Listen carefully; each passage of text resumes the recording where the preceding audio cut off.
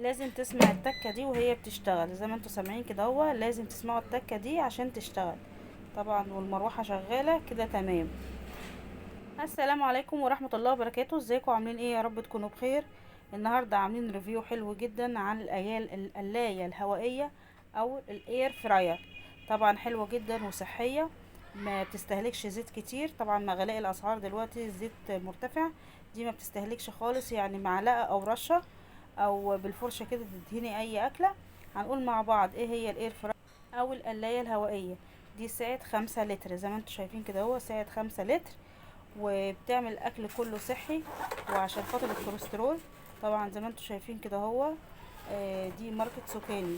طبعا واهم حاجة اهم حاجة قبل ما تشتري المكنة الاير فراير لازم تتأكدي من الموديل بتاعها، عشان بيبقى مختلف في الاسعار، عشان خاطر ما تروحيش محل تاني تلاقيه ناقص 200 300 او 400 تقولي ده ارخص من ده. لا، خلي بالك من الموديل.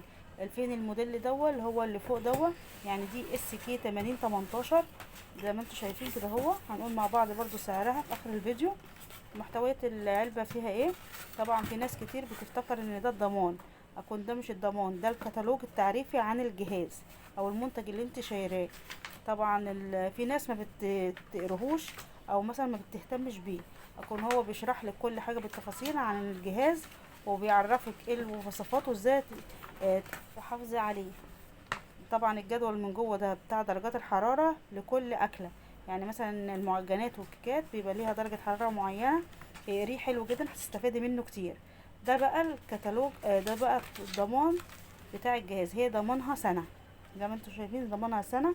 طبعا سوكاني اثبتت وجودها في السوق وفي الأجهزة عامة، ان هي بتبقى بالسعر ده وبالجودة دي تبقى حلوة جدا. طبعا هي خفيفة جدا، وزي ما انتم شايفين ده كل المحتويات اللي جوه ايه الكرتونة. طبعا زي ما انتم شايفين كده دي اشكال بتعرفك تسوية كل حاجة بتاخد قد ايه وعلى درجة حرارة قد ايه. يعني اي حاجة فيها زي شيش طاووق بتبقى على 220 دقيقة، اللحمة مثلا على 180 10 دقايق، السمك 15 دقيقة برضه على 180، الفراخ على 200 على لمدة 20 دقيقة. هي 1400 واط، الموديل ده 1400 واط. طبعا دي زي ما انتم شايفين دي الشبكة اللي بتحط عليها مثلا الفراخ وكده عشان خاطر ايه تسوي الحاجة. دي طبعا فيها 4 مقابض كده زي الكاوتش عشان خاطر ما تجرحش الحلة. بالنسبة للشبكة دي مصنوعة من مادة التeflon عشان خاطر الاكل ما يلزقش عليها. طبعا سعة الحلة زي ما انتم شايفين كبيرة جدا، يعني ممكن تاخد فرخة كيلو ونص او 2 كيلو. السعة بتاعتها حلوة جدا. لو انت عاوزة تحافظي عليها مثلا ما تغسلهاش كتير باسفنجة بس كده وتنضفيها، تجيبي ورقة زبدة او ورق فويل او في ورق كده بيتباع، بتحطيه في قلب الصواني او الحله زي دي، عشان خاطر لو في ماده دهنيه نزلت من الفراخ او اي حاجه صوص نازل، فبيبقى على الورقه، تاخدي الورقه ترميها وباسفنجه كده تنضفي الحله او الصفايه. طبعا زي ما انتم شايفين الصفايه كده طبعا ما تغسلهاش كتير بحاجه حاده سلكه او ليفه خشنه ولا حاجه عشان خاطر ما تتجرحش معاكي وتبوظ. اهم حاجه برضو لازم وانت بتقفلي الباب تسمعي التكه بتاعه الباب. برضو دي الشاشه ديجيتال، هندوس على الباور بتاعها بالشكل ده وهنشغلها مع بعض زي ما انتم شايفين. درجه حراره 200 وساعه الوقت 60 دقيقه. انت لو حابه تقلليه براحتك زي ما انتم شايفين، ده بتقللي وبتزودي من هنا، ودرجه حراره كذلك.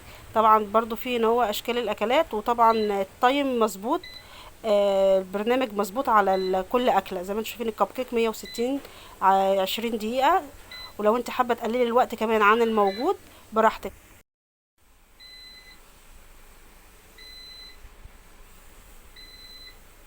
انتوا سمعتوا كده صوت الصفاره يبقى الاكل كده معناه استوى وخلص على الوقت اللي انت ايه ظبطاه عليه. لو انت حابه ترجعي تاني تظبطي الوقت تاني بتظبطي الوقت تاني. طبعا زي ما انتوا شايفين المكان ده مكان التهويه، لازم لما تيجي تحطيها تكوني بعدها عن الحيطه او اي مكان مسافه شويه، عشان خاطر ده مكان التهويه بيطلع نسبه بخار عاليه جدا. برضو زي ما انتوا شايفين من جوه كده، طبعا ده هي بتعتمد على السخان اللي جوه وبالنسبه للمروحه بتوزع درجه الحراره للاكل من جوه. زي ما انتم شايفين المروحه بتاعتها معدن، طبعا جامده جدا لما بتيجي تشتغل. واهم حاجه لما تيجي تنضفيها من جوه بتكون فوطه مبلوله كده شويه عشان خاطر تحافظي عليها وتعيش معاكي. طبعا في منها برضو نفس الموديل ده بالظبط بس بيبقى بكر. سعرها هي طبعا في الاسواق بتعمل 3 و100، اما بالنسبه لأنا عن نفسي جايباها اونلاين من على جروب عامله 2500. زي ما انتم شايفين تعرفوا الجهاز اشتغل ازاي ودورة الاكل شغاله. من المروحه لما تلاقي نورت نقطه حمراء بالشكل ده تعرفي ان الاكل تمام. انت لو حابه في وسط الاكله عايزه تفتحي عليها تبصي مثلا عليها او تقلبيها مثلا على الناحيه التانية ولا حاجه، بتفتحي الباب عادي بتقلبي براحتك، وبعد كده بترجعي تقفلي الباب. بس اهم حاجه تسمعي التكه بتاعه الباب وانت بتقفليها، وترجع تاني التايم شغال عادي على الوقت اللي انت ظابطاه. بعد الاكل ما يخلص لازم تقفلي التايم من الزرار الباور، وبعد كده تشيلي الفيشه بتاعتها. يا رب الفيديو يكون عجبكم، استودعكم الله.